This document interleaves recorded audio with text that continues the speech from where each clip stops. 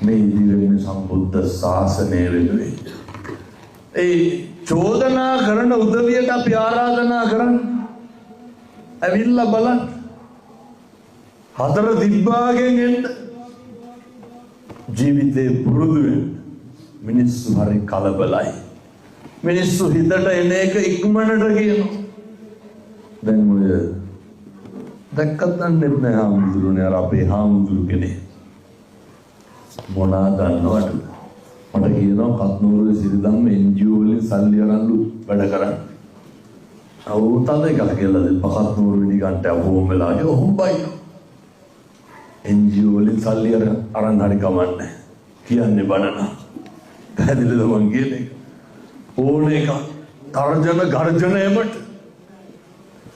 ඒ නිසා පින්නතුනි මේ බණ කියන කොටත් අපවාද එනවනම් කොහෙද අපවාද එන්නේ නැත්තේ? ඒක මේ ලෝකේ හැටි. ගෙවල් වල අපවාද නැද්ද? නින්දාව නැද්ද? ඔය කොහෙද ප්‍රශ්න නැත්තේ? එංගලන්තෙත් එහෙමයි. රැකියාව කරන කොතනද ප්‍රශ්න නැත්තේ? ඕනම රැකියාවක් කරන කෙනෙක්ගෙන් අහලා බලන්න රස්සාව අපිරිය කරන එකෙක් හැමතැනම ඉන්නවා. ඕනම ගෙදරකින් අහලා බලන්න පෞල් ජීවිතේ අප්‍රිය කරන කෙනෙක් කොහේ හරි ඉන්නවා.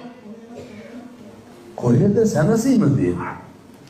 සැනසෙන්න කියලා ගත්ත හැම තැනම වෙනසීම.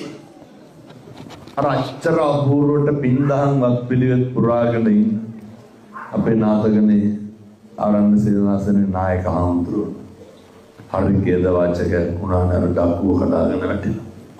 ඕකට කියුම් බතා. ඩක්කුවට පටවලා වැඩිලු. නඩත්තුවක් නෑලු. මොකටද ඇඟිල්ල දික් කරන්නේ නැත්තේ?